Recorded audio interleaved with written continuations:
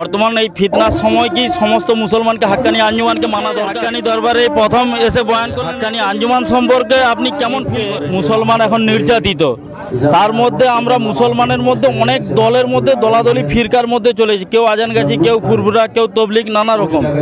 কিন্তু আমার একটা জিনিস ভালো লাগলো, আপনি ফুরফুরা সিলসিলার একজন ওয়াইজিন হয়ে আজকের আজান গাছি রহমতুল্লাহ আলাইয়ের দরবারের মাহফিলে অংশগ্রহণ করেছেন, খুব সুন্দর বয়ান বক্তব্য রেখেছেন। তো আপনি হাক্কানি আঞ্জুমানকে কেমন ফিল করছেন?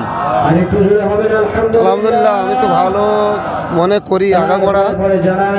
এখন আজকের যে সভাটা এসছে, আমার বর্তমান যিনি বিশ্বাস, তিনি আমার মামা এবং আমার ওস্তাদ, সেই জন্য করে তার অনুমতিক্রমে আমি এসেছি এবং গত বছরে আমি শ্রোতা হিসেবে এসেছিলাম। ভালো লাগে এবং আমরা গর্বিত, এটা আমার গ্রামের ব্যাপার, এটা আমাদের পাওনা ছিল, আমরা পেয়েছি, শুকরিয়া স্বরূপ আমরা এসেছি। আপনি যে বলছেন বিভিন্ন দলে বিভক্ত হচ্ছেন, 1400-1500 বছর আগে আল্লাহ নবী সাল্লাল্লাহু আলাইহি সাল্লাম তিনি বলেছেন 72 দল হবে, 73 ফেরকা হবে, একটা দল জান্নাতি হবে। কোন দল হবে? কোরআন পাকে এসেছে উলাইকা হেজবুল্লাহ। হেজবুল্লাহ মানে আল্লাহর দল। সে আজানগাছি হতে পারে, ফুরফুরা হতে পারে। ফুরফুরা যদি নামাজ না পড়ে তাদের জান্নাতি বলা যায় না। আজানগাছি যদি নামাজ না পড়ে, শরীয়ত মতো যদি না চলে, তাহলে সেটাও জান্নাতে দাবিদার হতে পারে না।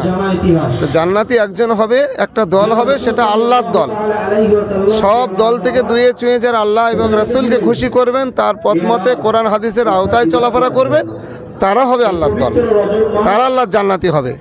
এবারে বিভিন্ন দলমতের আছে, কেউ কোনো কৌশলে ভালো একটা জায়গা দিতে চায়, সেই কৌশলের মধ্যে একটা বিভিন্ন দলে বিভক্ত হয়েছে। সুফি আজান গাছি রহমতুল্লাহ আলাইহির যে কৌশলটা, এটা একটা ভালো কৌশল। এটা আমার মনোগত হয়েছে বা আমরা জানতাম।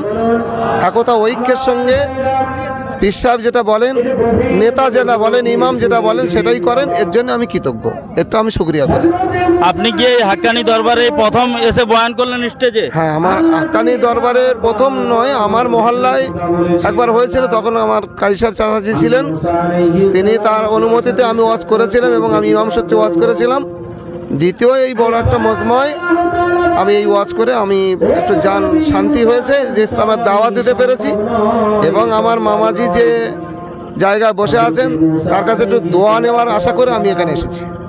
তো হাক্কানি আঞ্জুমান সম্পর্কে আপনি কেমন ফিল করেন?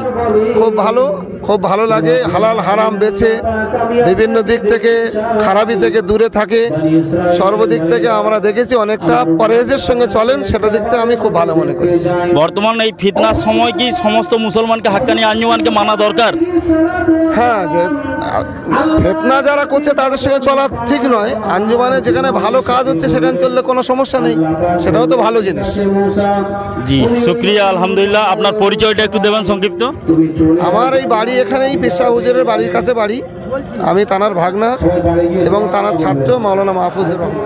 অসংখ্য ধন্যবাদ।